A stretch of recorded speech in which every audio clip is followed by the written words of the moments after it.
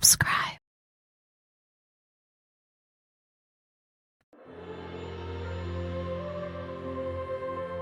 Me and my twin brother Ronnie teamed up to become two of England's most notorious gangsters.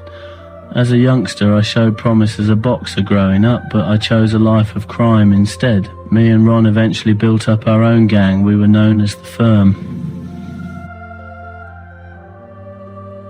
We were engaged in an array of illegal enterprises, from extortion to murder. In 1968, I was arrested on murder charges. My life in crime ended the following year when I was convicted. I spent nearly the rest of my days as a prisoner. I was born on October 24th, 1933 in East London. We eventually ruled London's East End in the 1950s and 1960s. The Kray brothers are still remembered as being two of England's most infamous crime bosses. We were very close to our mother Violet. After refusing to serve in the military, our dad, who was a second-hand clothes dealer, drifted in and out of our lives. I showed a talent for using my fists early on and won several boxing tournaments, including the 1948 Hackney Schoolboy Boxing Championship. In 1951, I had to trade in my boxing gloves for a uniform to perform national service, but Ron and me weren't interested in the military life at all, and rebelled in our own ways. We were both dishonourably discharged in 1954. We built up our own gang and became a dominant force in the East End. Each of us had his own strengths. I reckon I had a bit more charm than Ronnie. I was known for having charm and brains, while Ronnie was known for his might and short temper. Both of us loved to dress to the nines, and our high-end suits became part of our signature look. We ran several clubs and rubbed elbows with many celebrities, including singer Frank Sinatra and actor George Raft. I created my famous punch. I called it my cigarette punch. I would act like I was going to place a cigarette in my intended target's mouth and then hit him while his mouth was open, breaking the jaw. Both me and Ron spent time behind bars for various offences, but it didn't make a dent in our criminal activities. Our downfall began in 1967 when I killed Jack the Hat McVitie. We had hired McVitie to bump off Leslie Payne, our business manager, but he failed to pull the hit off. Our relationship with McVitie soured after that, and McVitie even made the mistake of threatening to kill me and Ron. After urging by Ronnie, I decided to get rid of McVitie. When the gun failed, I ended up stabbing McVitie to death. The following year, our entire firm were arrested for a long list of offences. We were convicted the following year and spent most of the remainder of our lives separated from each other. During my time in prison, I've written several books, including the 1988 dual memoir, Our Story with Ronnie, and another autobiography, Born Fighter. I went on to discover religion in jail and became a born-again Christian.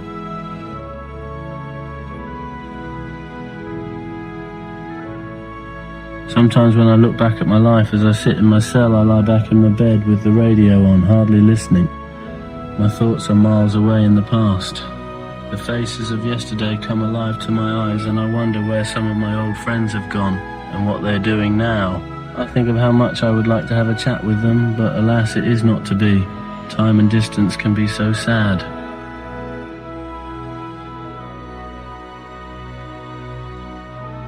On Sundays, the hymns on Radio 2 remind me of Wormwood Scrubs.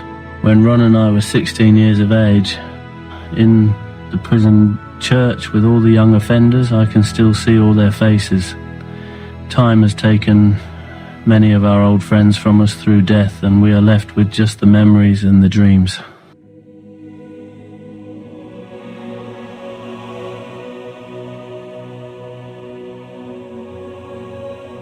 Recently I dreamed I was 23 again. I was in the Regent Canal dock area of London with my late friend Billy Jones. I woke up, and as I lay in the darkness with my thoughts, I could see the faces before me. Billy Jones, Jim Harris, Reginald, all friends who are no longer with us. They will not be at the gate to meet me when I get out, but I know they will be there in spirit. My main regret in life is that I wasn't in the company of my parents. I suppose like us all, I now realise I took them too much for granted and thought they would be with us forever. Not long ago I dreamed I was once again in the company of my mother and my Uncle Jack. I suddenly woke to the familiar surroundings of my cell. I went there alone and I soon found, to my great disappointment and sorrow,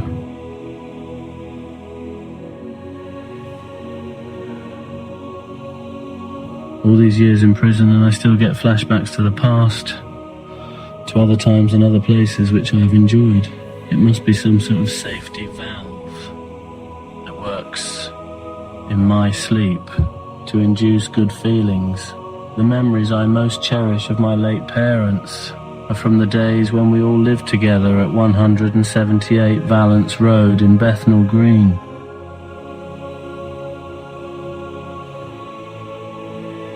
Number 178 was a lucky old house.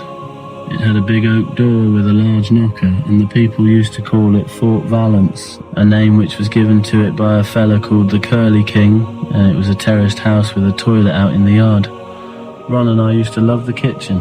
We had a big coal fire and we used to sit around it while our mother used to be doing the ironing or making pots of stew or cups of tea.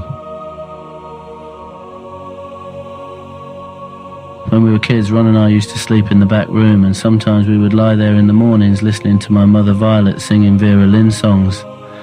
She had a melodious singing voice with good resonance, and as I listened I used to get great comfort and a feeling of belonging, as though we were in our own mansion and not just a terraced house. My old man, as we referred to my father Charles, was a man of few words, but he had a good personality, and when I would walk into the small kitchen he would proudly say to me, "Your mother has a good voice, hasn't she? She should have been a singer," and I would nod in agreement while he poured me a cup of tea. He used to keep chickens in the backyard, which we would eventually eat. I remember once a little chick, just a few days old, fell into a bowl of water and appeared to be dead. My old man placed it on a cloth in the oven with the gas on warm, and the bird recovered. Afterwards it used to follow my father all over the kitchen.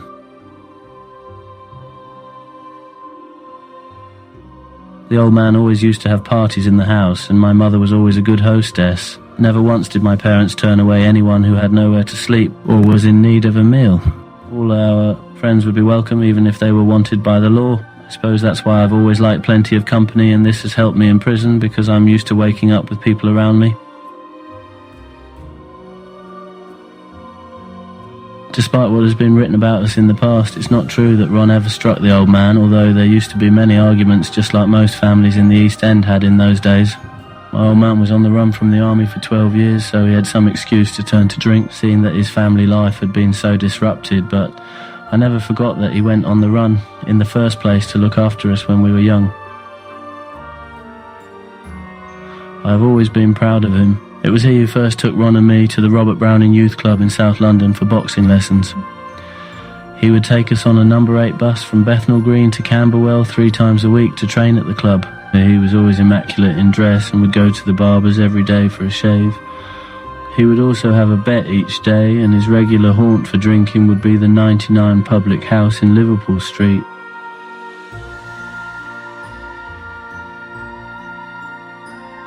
My Aunt Rose and Aunt May were my mother's sisters, and my mother's brother John Lee lived in the cafe he owned on the opposite side of the road. His wife, my Aunt Maud, used to run the cafe, and she sold delicious meals and the most wonderful fairy cakes which she made herself, and transport workers would fill the cafe every day of the week. John also drove a huge coach as part of his occupation.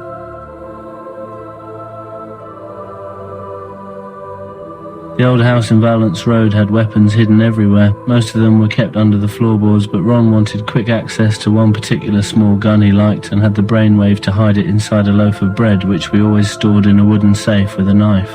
He dug a hole through the middle of the loaf and then placed the little silver revolver into the bread and pressed the bread he had taken out of the middle over the gun. He then placed the loaf back into the wooden safe.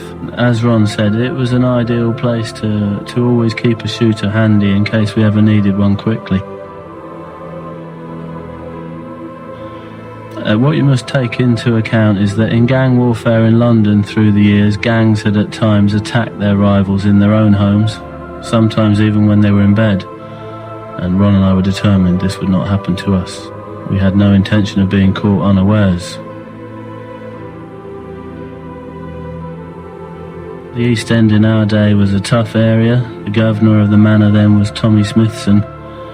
He could really have a fight. He was about 30 years of age and was well known and respected throughout London. He came from Hackney and was 5'10" with an athletic build. He was good looking in a rugged way with a slightly broken nose, high cheekbones, good teeth and brown eyes. He had spent many years in the Merchant Navy and had fought in the ring as well as on the street. He was murdered in 1956 after being shot in the neck and left to die in a gutter in Kilburn. Me and Ron attended his funeral. The man I wanted to emulate most of all was Billy Hill. He was very physical and could be violent if necessary. He wasn't powerfully built, but he could be vicious with a knife. At the same time, he had a good brain, and this appealed to me. I learned a lot by observing the way he put his thoughts into action. One day, Ron and I, our brother Charlie, and our friend Willie Malone were at Valence Road when the phone rang. Ron picked up the receiver, and it was Billy Hill on the line. He said, "Will you come over to my flat as quickly as possible?" Ron said, "Oh no, okay Billy," and told us, "I think he's got some kind of trouble, let's get over there." Ron and I picked up a shooter each and the four of us left, with Charlie driving his car to Bill's flat in Bayswater. We arrived very quickly. Ron said to Bill, "What's the trouble? We've brought some shooters." Bill laughed. He left us in the lounge, went into his bedroom, and when he came back, he tossed £500 in brand new notes onto the table. He said, "Take this few quid for your trouble and cut it up between you. I was only testing. I wanted to find out if you would get here fast or if you would blank the emergency."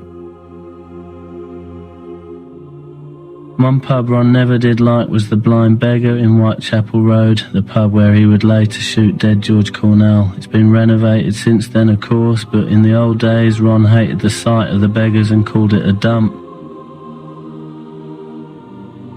He says today that he must have had a premonition about it. Ron used to like drinking gin and tonic, but if he was drinking beer it would be brown ale, and he claims a record of 53 pints of brown ale in one night.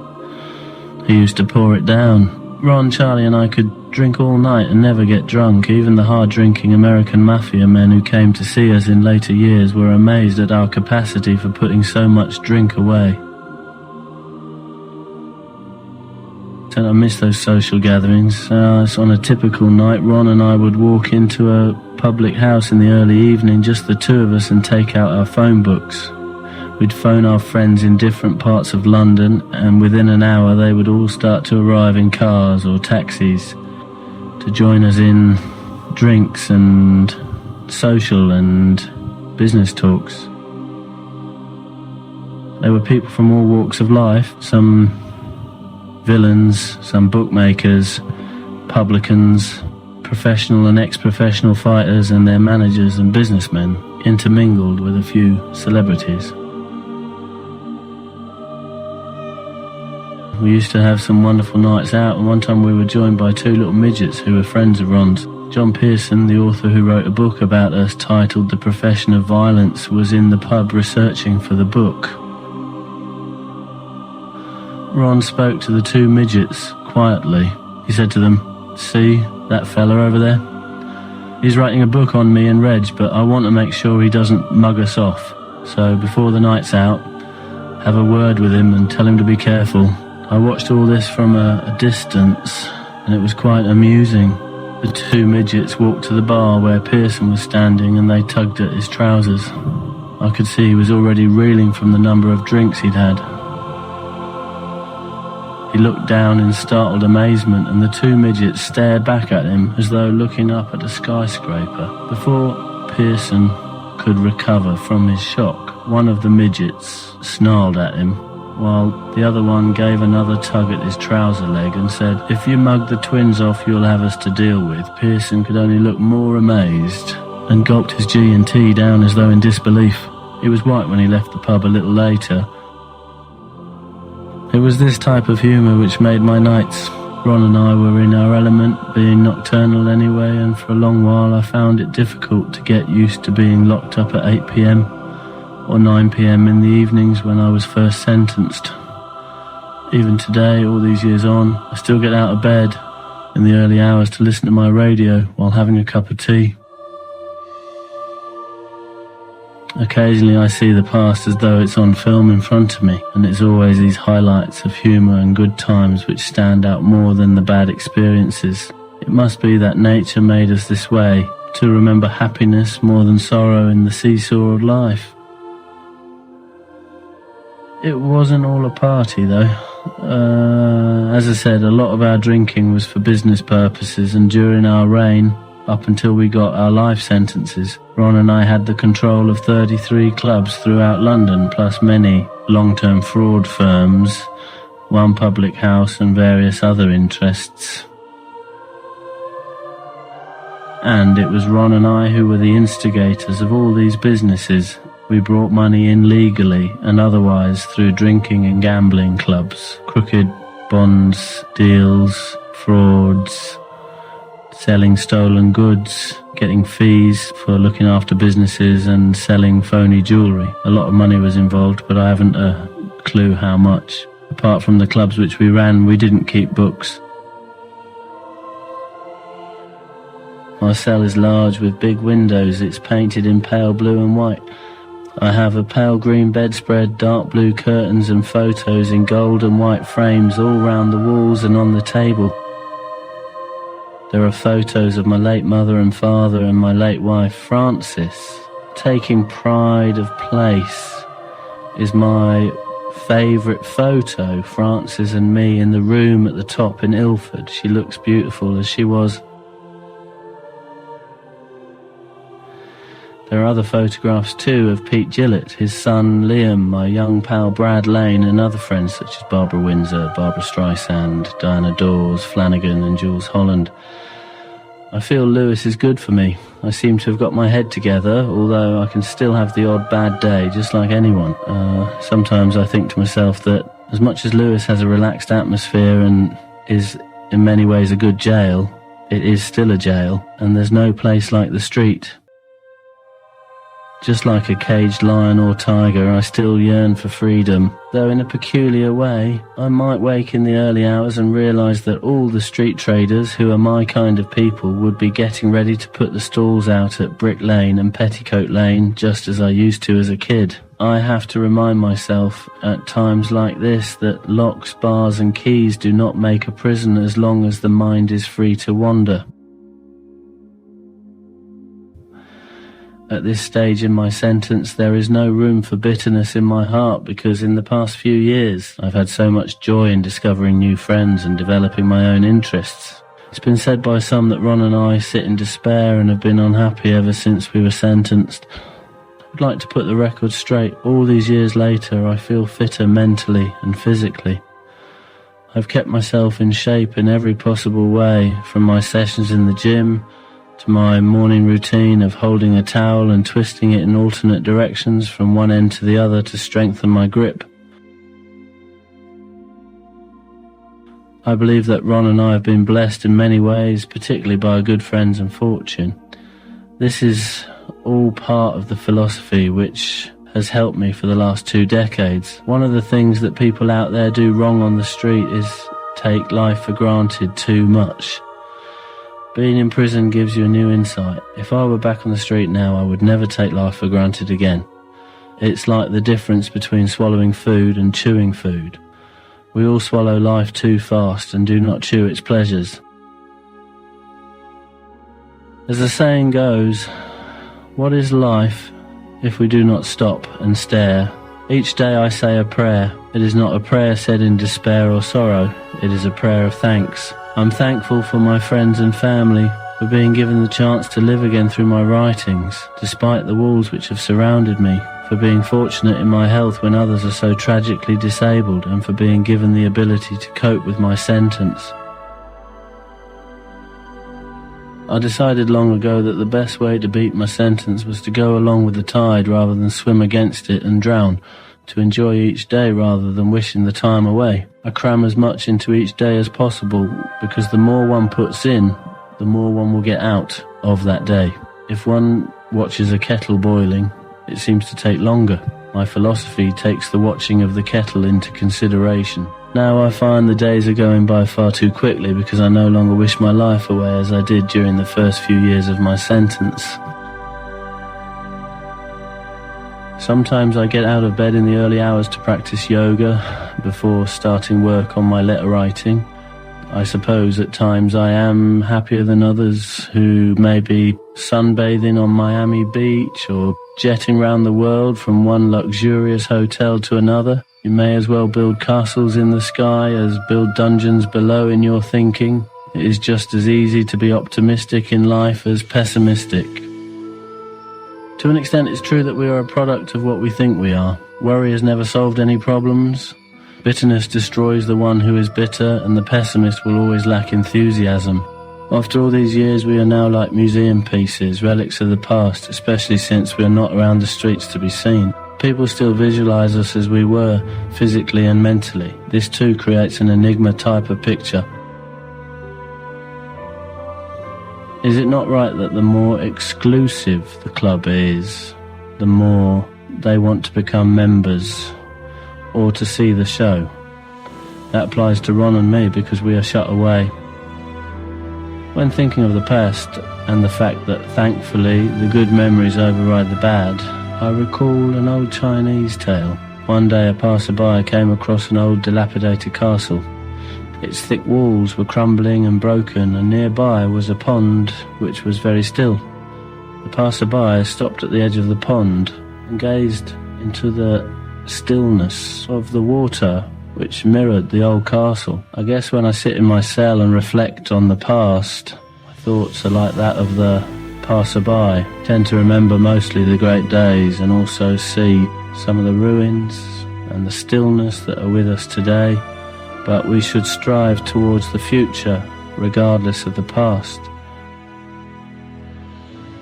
Yesterday is but today's memory, and tomorrow is today's dream. 1,000 years have passed by since yesterday. Thank you for watching. If you enjoyed the video, please join our Facebook group. It's called Krays Crime Lords of London. We're a friendly moderated group with over 1,000 Kray and other celebrated gangster videos available for view. There's also thousands of images in the photos sections. The link for the group is in the YouTube description section. I hope we see you there soon. Leave a like and subscribe.